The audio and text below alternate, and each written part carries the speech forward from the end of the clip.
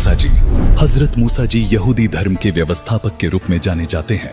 काल ब्रह्म ने उन्हें ज्ञान बताया, उसी आधार से उन्होंने अपने आप को सबसे ज्यादा इल्म वाला मान लिया।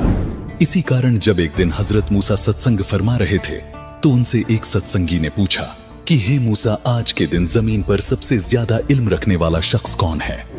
हजरत मूसा ने बड़े गर्व से उत्तर दिया, मैं। काल ब्रह्म को मूसा का ये अंदाज बिल्कुल पसंद न आया और कहा कि मूसा, तेरी यह बात सुनकर मुझे बहुत दुख हुआ।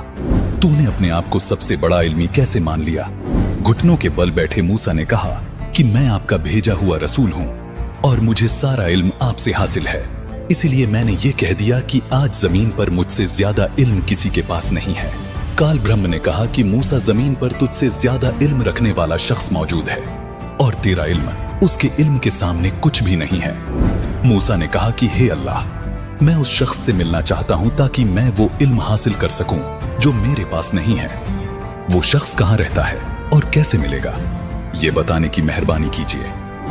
काल ब्रह्म ने मूसा जी को अल खिज्र के पास भेज दिया। उसके बाद मूसा अल खिज्र के पास पहुंचे। वह अपना परिचय दिया।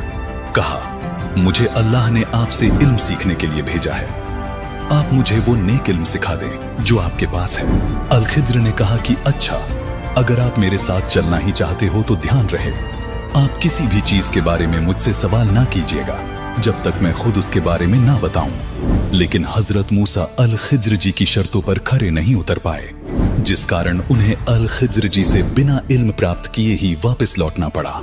हजरत मूसा को मिलने वाले अल खिज्र कोई और नहीं बल्कि स्वयं कबीर परमात्मा ही थे।